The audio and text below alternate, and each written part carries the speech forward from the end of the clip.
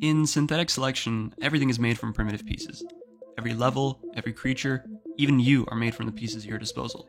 As you explore the environment and discover its creatures, absorbing their DNA gives you access to new pieces, allowing you to grow and evolve. But be careful, because you are not the only thing evolving. This is synthetic selection.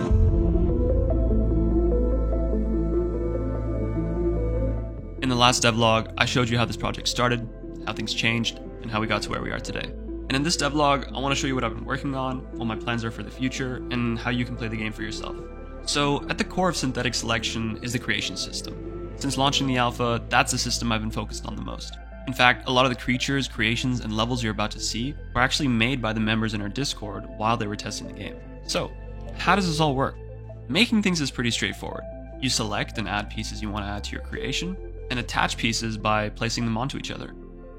Some pieces have physical properties that work passively, and others have functions that need to be activated. Defining the behaviors of your creation is done using the node graph. You can think of this like the circuitry of your creation, or like the neurons of your organism. You can use inputs to directly control the behavior, or use sensors to automate the behavior. And this could be as simple as setting up your controls, or as complicated as making your own integrated circuit. But don't let the technical aspect of this game scare you. While the game does provide powerful tools for those who know how to use them, it's also designed to be intuitive and accessible to anyone. Let me explain. There are 3 types of players in synthetic selection, and you might fall into 1, 2, or even all 3 of these categories. They're called engineers, tinkerers, and pilots. Engineers are the type of players that want to build everything from the ground up. They like to get into the details and want complete control over their creations. Tinkerers are the kind of players who like to mix and match parts of different creations to make something new. They're creative problem solvers and don't mind getting a little technical. And last, we have the pilots, who just want to choose their mission, configure their loadout, and shoot stuff. We make the game accessible to all 3 of these players with 2 features: creation sharing and modules. Modules are super powerful. They allow you to take a creation you've already built and turn it into a simple, reusable component, making it perfect for tinkerers and pilots. Just attach the piece where you want it to go, hook it up in the node graph, and it just works. And then we connect these player types together using the sharing system, turning synthetic selection into a kind of asynchronous co-op game. Just search for the creation you might need, or have a friend send you the code. And then you can download the creation or module directly in the game. And I'm even planning on doing something like Soapstone from Dark Souls, so players can leave helpful messages or creations directly in the game world.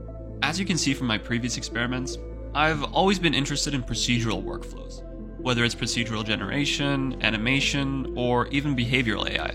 So with this project, I wanted to try something new. In most games with procedurally generated creatures, variations or mutations are really just changes in values in a predefined structure.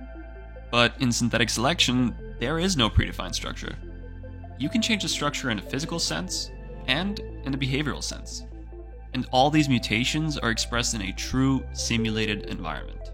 These mutations can be randomized changes, they can be your own modules from the sharing network, or made from other generative techniques. After they mutate, we put the organisms in some challenge, and then let the strongest survive. And after several generations of this, we'll come away with a much more optimized organism. It's just like natural selection, but somehow artificial? Not sure what to call it. As for these environments, eventually I'd like to have more open worlds, where you can freely travel between the various ecosystems, with the creatures adapting to the environments, or to become more resistant to your playstyle. But for now, I'm introducing a challenge mode to help better understand and balance peace and resource limitations. And with the lessons we learn from this, we can build more survival-style gameplay. So, if you'd like to try the game for yourself, you can access the alpha through the Patreon. It's only $5, and even if you cancel after the first month, you'll still have access to all the future test builds forever. And if you're kind enough to support for 3 months, you'll even get a copy of the game on release. Otherwise, you can join the waitlist for free using the link below, along with the links to our Discord and our subreddit. I hope you enjoyed this video, and sorry that it took so long. At the moment, I'm the only developer on this project and working on it in my spare time. But I hope I'll be able to work on it more and bring you all more frequent updates. So yeah, I hope you enjoyed, and I'll see you soon.